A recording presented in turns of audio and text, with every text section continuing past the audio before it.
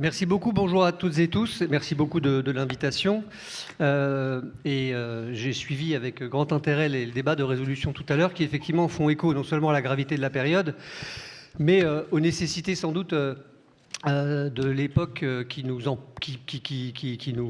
bouscule, avec une géopolitique qui risque de nous emporter si jamais nous ne prenons pas ensemble les résolutions que l'on doit.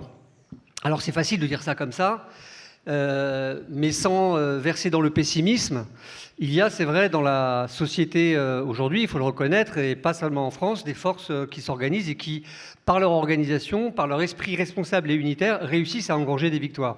Et les témoignages qu'on a eus tout à l'heure, en Pologne, aux États-Unis et en Italie, montrent à quel point, lorsque la société, qui est souvent bien plus en avance que les partis, les élus, parce qu'elle est directement concernée sur des lignes de front, les arts, la culture, la science, l'immigration et bien d'autres sujets, est en capacité de remporter des victoires. Je salue aussi le propos de Gérard Ray tout à l'heure, puisque la belle victoire des coiffeuses du troisième, c'est dans ma circonscription, donc je me permets de le souligner au passage, mais bien sûr qu'il faut se rappeler que c'est pas perdu, bien sûr qu'il faut s'appuyer sur les forces vives, mais ce qui nous, et je vais dire qui est le nous, l'a mobilisé, préoccupé pour construire cette digue, c'est aussi non seulement cette nécessité de fédérer toutes les énergies disponibles qui le veulent pour avancer ensemble, non seulement contre le risque de l'extrême droite, ce qui ne suffit pas, parce que ça fait quand même 40 ans qu'on dit qu'on est contre l'extrême droite et qu'il continue de monter, mais enfin il faut quand même faire front commun,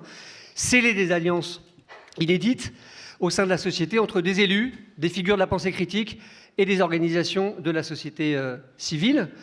Et c'est ce que nous avons voulu faire avec la Ligue des droits de l'homme en premier et d'autres personnalités que je vais citer en vrac pour n'oublier personne. Il s'agit de Rokhaya Diallo, de Sarah Durieux, de Sarah Benani, de Pierre-Yves Boquet, de Laurence Decoq et de bien d'autres encore. Pardon pour tous les oublis. D'organisations de la société civile.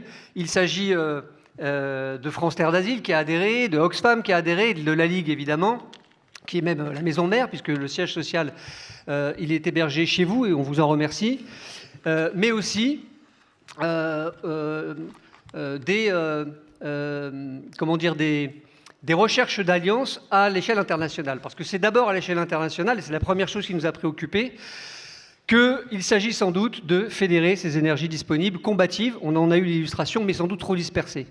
Vous avez vu à l'investiture de Trump combien ils étaient puissants, organisés, financièrement, mais aussi technologiquement, à la tête d'outils de contrôle, de surveillance, de domination technologique inouïe. Et donc, nous avons voulu, les uns les autres, partir dans un certain nombre de pays, nous rendre compte de ce que ces bascules à l'œuvre produisent.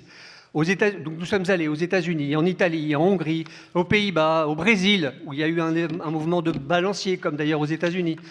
En Turquie et d'autres pays sont sur la liste. On pense à l'Inde et on pense évidemment au Chili, à l'Argentine. L'idée est d'aller là-bas à la rencontre des personnalités de la société civile engagées, des organisations démocratiques et des élus, pour leur demander quel était l'agenda du pouvoir réactionnaire et comment nous pouvons nous réorganiser, comment eux s'étaient réorganisés, et s'ils étaient prêts à ensemble construire une nouvelle alliance citoyenne internationale. Et c'est donc ces rencontres internationales que nous allons monter ensemble à la fin de l'automne prochain.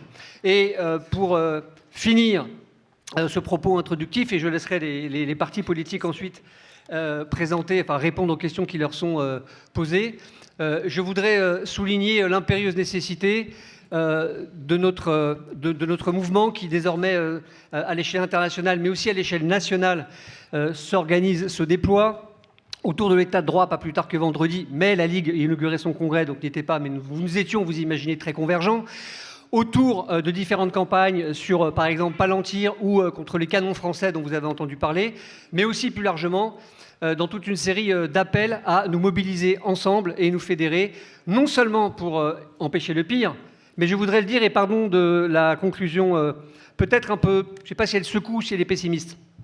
On me disait l'autre jour, on n'est pas toujours l'impression que les forces progressistes ne sont pas prêtes à gagner vu l'état politique.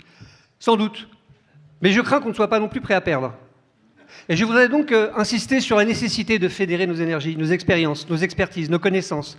Nous connaître déjà et fédérer dans un lieu hybride des gens qui, pour des raisons particulièrement françaises, il y a la charte d'Amiens, bien des choses, n'ont pas eu l'habitude de se fédérer dans un seul même mouvement, syndicalistes, militants associatifs, figures de la pensée critique, élus qui sont minoritaires au sein de la digue, je le précise, parce que c'est un gage de confiance donné à tout le monde. C'est sans doute aussi ce à quoi il faut nous préparer. Et merci à la Ligue des droits de l'homme et à son congrès par sa résolution de nous y aider grandement.